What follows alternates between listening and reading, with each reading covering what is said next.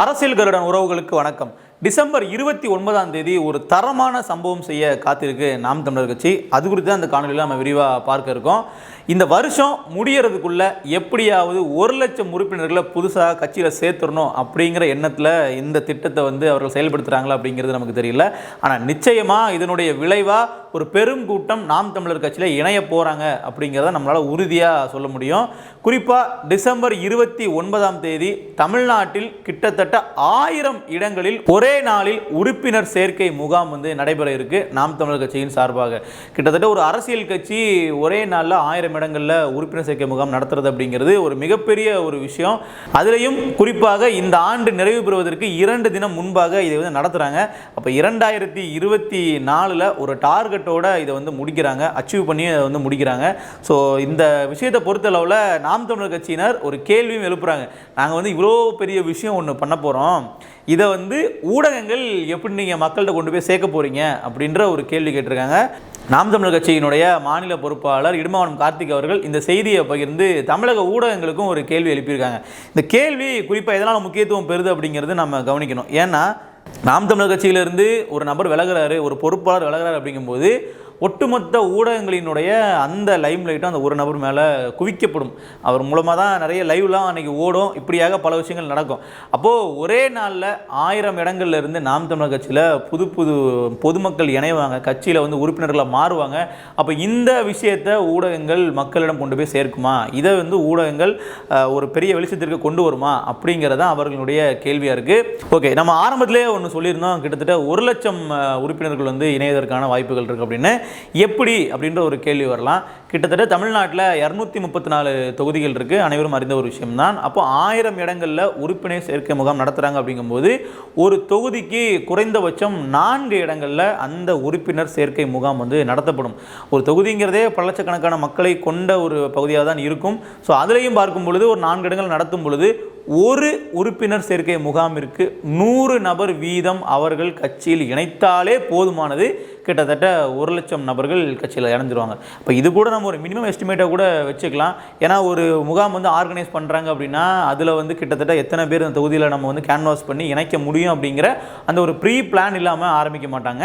நிச்சயமாக ஒரு 100 பேர் இணைக்கிறது அப்படிங்கிறது ஒரு அச்சீவபிள் டார்கெட் தான். அப்படி இருக்கும் பொழுது கிட்டத்தட்ட இந்த வருஷம் முடிகிறதுக்கு முன்னாடியே ஒரு 1,00,000 பேரை புதுசாக நம்ம கட்சியில் ஆன்போர்ட் பண்ணிடணும் அப்படிங்கிற ஒரு திட்டத்தில் செயலாற்றுறாங்க அப்படிங்கிறது நமக்கு தெரிய வருது. இதில் பார்த்தீங்க அப்படின்னா நாம் தமிழர் கட்சியில் தினம் தினம் புதிய உறுப்பினர்கள் தொடர்ச்சியாக இணைந்து கொண்டே தான் இருக்கிறாங்க. அது இணைய வழியாகவும் சரி, இல்லை இது மாதிரியான உறுப்பினர் சேர்க்கை முகாம்கள் மூலமாகவும் சரி. இப்போது தமிழகம் முழுக்க நீங்கள் எந்த இடங்களுக்கு போனாலும் திமுக அதிமுகவுடைய அந்த கொடிக்கம்பம் இருப்பது போல நாம் தமிழர் கட்சியினுடைய கொடிக்கம்பங்களும் தொடர்ச்சியாக ஊண்டப்பட்டு கொண்டே இருக்கின்றன. அந்த கொடியும் புலிக்கொடியும் பறக்கத்தான் செய்கிறது. இதை நீங்கள் எந்த அளவிற்கு தெரிஞ்சுக்கலாம் அப்படின்னு பார்த்தீங்கன்னா, ஒரு சில ஊர்களில் திமுக அதிமுக கொடியை விட அந்த நாம் தமிழர் கட்சியினுடைய கொடிக்கம்பம் உயரமாக வச்சுருப்பாங்க. அது வேணும்ட்டே தான் வைக்கிறாங்க, நம்ம அவங்கள விட எந்த விதத்துலையும் குறைஞ்சவங்க இல்லைன்னு சொல்லி காட்டுறதுக்காக. இருந்தாலும் ஒரு பொதுமக்கள் அந்த விஷயத்தை பார்க்கும் பொழுது அப்போ இவர்களுக்கு இணையாக இவர்களும் களத்தில் இருக்காங்க அப்படிங்கிறத பிரதிபலிக்கக்கூடிய வண்ணமாக தான் இது இருக்குது. அதுவும் கடந்த சில ஆண்டுகளில் இந்த கொடிக்கம்பங்கள் நடப்படுவது அப்படிங்கிறது மிக அதிக அளவு நடந்திருக்கிறத நம்மளால் பார்க்க முடியுது. நம்ம பேருந்துகளில் பயணிக்கும் போதோ இல்லை வேறு ஊர்களுக்கு பயணிக்கும் போதோ எல்லா இடங்கள்லையுமே நாம் தமிழர் கட்சியினுடைய கொடிக்கம்பங்களை நம்ம தொடர்ச்சியாக பார்க்க முடியுது. இது களத்தில் அந்த கட்சி சிறு கிராமங்களுக்கும் ஊடுருவி போயிருக்காங்க. அந்த களத்திலையும் ஒரு கட்டமைப்போடு இருக்கிறாங்க அப்படிங்கிறத நமக்கு தெரியப்படுத்துகிற விதமாக தான் இருக்குது. வெளியே தெரிகிறது சீமான் அப்படிங்கிற ஒரு ஒற்றை நபராக இருந்தாலும் சிறிய ஊர்களையும் சிறிய கிராமங்கள்லையுமே கூட நாம் தமிழர் கட்சிக்கான அந்த கொடிக்கம்பங்கள் இருக்குது. முக்கியமான போஸ்டர்கள்லாம் அங்கே ஒட்டுறாங்க, சுவரொட்டிகள்லாம் ஒட்டுறாங்க.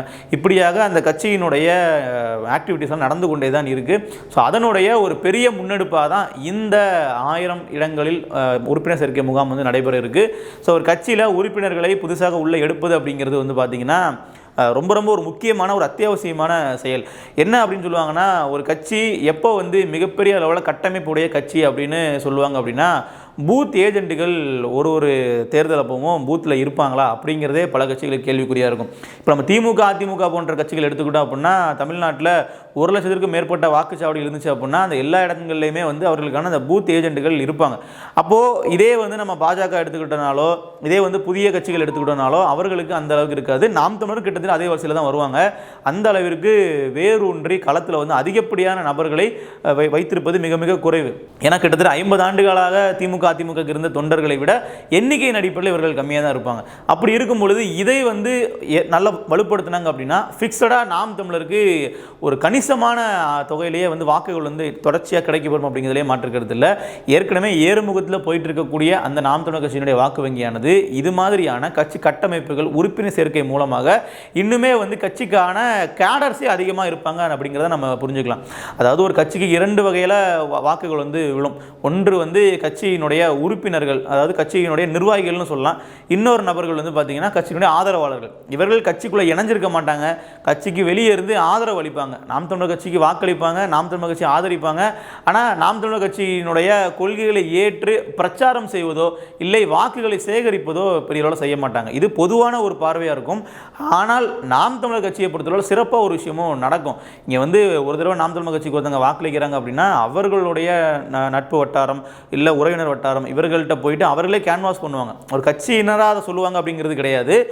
ஒரு சக குடிமகனாக வந்து இந்த கட்சிக்கு நீங்கள் ஓட்டு போடுங்க நல்லது நடக்கும் அப்படிங்கிற மாதிரி அவர்களுக்குள்ளேயே கேன்வாஸ் பண்ணி இந்த மவுத் அட்வர்டைஸ்மெண்ட்னு சொல்லுவாங்க இல்லையா, அந்த மாதிரி போய் தான் நாம் தமிழர் கட்சிக்கு வரக்கூடிய வாக்குகள் வந்து பெருமளவு வந்து விழும். ஸோ இப்படியாக பொதுவாக ஆதரவாளர் இருக்கக்கூடிய நபர்களையும் கட்சியில் உறுப்பினர்களாக இணைச்சோம் அப்படின்னா அது இன்னுமே வந்து ஒரு ஆர்கனைஸ் பண்ண ஒரு பேட்டர்னாக இருக்கும். அப்படிங்கிறதுனால இந்த மாதிரியான உறுப்பினர் சேர்க்கை முகாம்களை தொடர்ச்சியாக நடத்திட்டு வராங்க. அதே ஒரு பெரிய திருவிழா மாதிரி ஒரு 1000 இடங்கள் நடத்துறது அப்படிங்கிறது ஒரு மிகப்பெரிய விஷயம்தான். கிட்டத்தட்ட இது ஒரு மாநாட்டை நடத்தி முடிப்பதற்கான ஒரு சவால் நிறைந்த ஒரு விஷயம். 1000 இடங்கள் நடக்கணும், அது ஒரே நாளாக நடக்கணும், அந்த உறுப்பினர்கள்லாம் இணைச்சி அவர்களுக்கு வந்து அடையாள அட்டை கொடுக்கணும். இதெல்லாம் ஒரு மிகப்பெரிய ப்ராசஸ் தான். அப்போ கிட்டத்தட்ட வந்து பார்த்திங்கன்னா அதற்கான ஒரு கட்டமைப்பு தகவமைப்போடு தான் நாம் தமிழர் கட்சி இருக்காங்க அப்படிங்கிறதுல மாற்றுக்கிறது இல்லை. மேலும் வந்து இப்போது புதுசாக வந்திருக்கக்கூடிய தமிழக வெற்றி கழகத்தினுடைய அந்த உறுப்பினர்கள் எத்தனை பேர் இணைஞ்சிருக்காங்க அப்படிங்கிறது தொடர்ச்சியாக ஊடகங்களில் செய்திகளை வெளியிட்டுக்கிட்டே இருப்பாங்க. அதாவது அவர்கள் வந்து ஆன்லைன் தான் இணைகிறாங்க, ஆஃப்லைனில் இதுமாதிரி முகாம்கள் வைத்து இது வரைக்கும் ஆட்களை வந்து பெரிய அளவில் சேர்க்கலை. அப்போ ஒரு மொபைல் மூலமாக இணையும் போதே வந்து பார்த்தீங்கன்னா அந்த டேட்டா வந்து தமிழக வெற்றி கழகம் அவங்ககிட்ட மட்டும்தான் இருக்கும். அவர்கள் சொல்கிறது தான் தகவல். அவர்கள் வந்து இத்தனை லட்சம் உறுப்பினர்கள் எங்ககிட்ட இணைஞ்சிட்டாங்க அப்படின்னு சொல்லும் போதெல்லாம் ஊடகங்கள் அதை வந்து ஒரு மிகப்பெரிய அளவிலான ஒரு செய்தியாக மாற்றுறாங்க.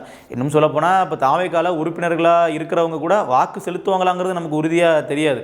ஏன் அப்படின்னு பார்த்தீங்கன்னா மொபைல்லே அப்ளை பண்ணி வாங்குறது அப்படிங்கிறதுனால சரி சும்மா நம்ம அப்ளை பண்ணி வைப்போம், நாளைக்கு இதுக்கு யூஸ் ஆனால் ஆகிட்டு போகிறோம் அப்படின்னு கூட அவர்கள் நினைக்கலாம். இருந்தாலும் உறுப்பினர்களுடைய எண்ணிக்கையை நாங்கள் காட்டுறோம் அப்படிங்கிற அடிப்படையில் தமிழக வெற்றி கழகத்திற்கு இத்தனை லட்சம் வாக்காளர்கள் இணைஞ்சிட்டாங்க, 90 லட்சம் இருக்காங்க, 80 லட்சம் இருக்காங்க அப்படிங்கிற மாதிரி பல எண்ணிக்கைகளை அவர்கள் வந்து ஊடகங்களில் செய்திகளாக சொல்கிறாங்க. அதில் உண்மைத்தன்மை அப்படிங்கிறது ஒரு முறை விஜய் அவர்கள் தேர்தல் நின்று அவர் வந்து வாங்கிய வாக்குகளுக்கு அப்புறமா தான் அந்த டேட்டாவினுடைய உண்மைத்தன்மை நமக்கு தெரியும். ஆனால் இந்த பக்கம் நம்ம நாம் தமிழர் கட்சி எடுத்துக்கிட்டோம் அப்படின்னா ஏற்கனவே கிட்டத்தட்ட பல லட்சக்கணக்கான தொண்டர்களை குறிப்பாக அதிகப்படியான இளைஞர்களை கொண்ட கட்சியாக இருந்துட்டு இருக்காங்க. கொரோனா டைமில் மட்டுமே லட்சக்கணக்குக்கும் மேலே உறுப்பினர்கள் இணைஞ்சாங்க அப்படிங்கிறதும் நம்ம கவனிக்கத்தக்கது ஒரு குறுகிய காலகட்டத்தில். ஏன்னா அப்போ தான் வந்து பார்த்தீங்கன்னா ஆன்லைனில் இந்த கேம்பெயின்லாம் அதிகப்படுத்தினாங்க. சமூக வலைதளங்கள் மூலமாக உறுப்பினர்களை சேர்க்கணும் அப்படிங்கிற அடிப்படையில் இந்த கொரோனா காலகட்டத்தில் அதை வந்து கொண்டு வந்தாங்க. சொல்லப்போனால் இப்போ திமுக தாவேக்காக்கெல்லாம் முன்னோடியாக இணையதளம் வாயிலாக உறுப்பினர்களை இணைப்பதற்கு ஒரு திட்டத்தை கொண்டு வந்த கட்சியாக நாம் தமிழர் கட்சி இருக்குது. மேலும் நாம் தமிழர் கட்சியை பொறுத்த அளவில் ஒரு உலகளாவிய ஒரு வேர்களை கொண்ட ஒரு கட்சியாக தான் இருக்குது. அது அனைவரும் அறிந்த ஒரு விஷயம் தான். சீமான் அவர்கள் கூட இதை வந்து மேடைகளில் பேசும் பொழுது மற்ற கட்சிகள்லாம் வந்து ஒரே ஒரு மாநிலத்தில் இருப்பீங்க, ஒரே ஒரு நாட்டில் இருப்பீங்க, ஆனால் என்னோட கட்சி வந்து உலகம் முழுக்க இருக்குது அப்படின்னு சில கட்சி பேசுவார். ஸோ அது வந்து ஒரு உண்மையான ஸ்டேட்மெண்ட்டும் கூட. கிட்டத்தட்ட நம்ம எந்த நாடுகளை எடுத்துக்கிட்டாலும் அங்கே தமிழர்கள் இருப்பாங்க. அப்படி இருக்கக்கூடிய தமிழர்களில் தமிழ் தேசிய கருத்திலே ஏற்று நாம் தமிழர் கட்சியில் பயணிக்கக்கூடிய நபர்களும் பலரும் இருக்காங்க. அவர்கள் வந்து நாம் தமிழர் கட்சியில் தங்களை உறுப்பினர்களாக இணைத்துக்கொண்டு அந்த நாட்டில் இருந்தே இங்கே இருக்கக்கூடிய தேர்தலை கவனிப்பாங்க, இங்கே இருக்கக்கூடிய விஷயங்களை வந்து அவர்கள் ஃபாலோ பண்ணுவாங்க. குறிப்பாக சமூக வலைதளங்களில் செயல்படுவாங்க. இங்கே இருக்கக்கூடிய அரசியலை முற்று நோக்கி அவர்கள் வேறு எங்கோ ஒரு நாட்டில் இருந்தாலும் இங்கே கவனிக்கிறாங்க அப்படிங்கிறத நம்ம புரிஞ்சுக்க முடியும். இன்னும் சொல்லப்போனால் சில நபர்கள் வந்து வெளிநாட்டிலிருந்து ஓட்டு போடுவதற்காகவே தமிழ்நாட்டுக்கு வந்து தேர்தல் சமயத்தில் வாக்களிச்சுட்டு போவாங்க. இதையும் வந்து சீமான் அவர்கள் குறிப்பிட்டு சொல்லும்போது எப்படி சொல்லுவாங்கன்னா, இருக்கிறதே ரொம்ப காஸ்ட்லியான ஓட்டு ஏன் ஓட்டு தான் அப்படிம்பாங்க. என்னங்க சொல்கிறீங்க அப்படின்னா, இப்போ திமுக அதிமுகலாம் ஒரு 10,000 ரூபாய் பணம் கொடுப்பாங்க, 5,000 ரூபாய் பணம் கொடுப்பாங்களே, அப்போ நாம் தமிழர் கட்சி எங்கே நீங்கள் பணம் கொடுக்குறீங்க, உங்கள் ஓட்டு இலவசமாக தானே வருது அப்படின்னு கேட்கும் பொழுது, எங்கள் ஓட்டு இலவசமாலாம் வரல, எங்களுக்கு ஓட்டு போடுறதுக்குன்னு சொல்லி லட்சக்கணக்கில் ஃப்ளைட் டிக்கெட் புக் பண்ணி இந்தியா வந்து எங்களுக்கு வந்து ஓட்டு போடுவாங்க, தமிழ்நாட்டில் தேர்தல் நடந்துச்சு அப்படின்னா அப்படின்னு சொல்லுவாங்க. அந்த கணக்கில் பார்க்கும்போது 1,50,000 ரூபாலாம் நீங்கள் செலவு பண்ணி எந்த கட்சிக்காவது ஓட்டு போடுவாங்களா? ஆனால் நாம் தமிழர் கட்சிக்கு ஓட்டு போடுவாங்க. ஏன்னா அந்தளவுக்கு வந்து நாம் தமிழர் கட்சி வெற்றி பெறணும் அப்படின்னு சொல்லி உலகளவில் பரவாயில்லக்கூடிய தமிழர்களும் மிகப்பெரிய அளவில் ஆர்வமாக இருக்காங்க அப்படிங்கிறத நம்ம கவனிக்க முடியும். ஸோ இப்படியாக ஒரு உறுப்பினர்களை சேர்ப்பது அப்படிங்கிறது ஒரு கட்சிக்கு மிக மிக அத்தியாவசியமான ஒரு விஷயமா மாறுது. அதுவும் நாம் தமிழர் கட்சி போன்ற ஒரு வளர்ந்து வரக்கூடிய ஒரு கட்சிக்கு ஒரு உறுப்பினர்கள் அதிகப்படியாக இருந்தால் தான் அவர்களுடைய கட்டமைப்பு வலுவாகும். இப்போ திமுக அதிமுக மாதிரியான ஒரு உட்கட்டமைப்புங்கிறது இன்னுமே வலுவாக அமைய முடியும். மேலும் கிளைகள், தொகுதிகள், வட்டம் அப்படிங்கிற மாதிரி ஒரு அனைத்து பகுதிகளுக்குமே வந்து உறுப்பினர்கள் நிரம்பணும் அப்படிங்கிறத அந்த பூத் ஏஜென்ட்டுகள் அதிகப்படியாக இருக்க முடியும். அது மூலமாகவும் இன்னுமே வந்து பார்த்திங்கன்னா வாக்குகள் பெருமளவு ஏறுவதற்கு வாய்ப்புகள் இருக்கு. இது எல்லாமே 2026 தேர்தலை மையமாக வைத்து திட்டமிட்டு நடத்தப்படக்கூடிய ஒரு செயலாற்றலை தான் நம்மளால் பார்க்க முடியுது. ஸோ டிசம்பர் 29 நம்ம பொறுத்திருந்து பார்க்கலாம் நாம் தமிழர் கட்சியில் எத்தனை உறுப்பினர்கள் புதிதாக இணைகிறாங்க, இது எந்த அளவுக்கு இந்த நிகழ்ச்சி வெற்றிகரமாக அமையுது அப்படிங்கிறத. இது போன்ற அரசியல் குறித்த காணொலிகள் பார்ப்பதற்கு அரசியல் கருடன் சேனலை சப்ஸ்கிரைப் செய்யுங்கள். மேலும் மற்றொரு தகவலோடு உங்களை சந்திக்கும் வரை நன்றி.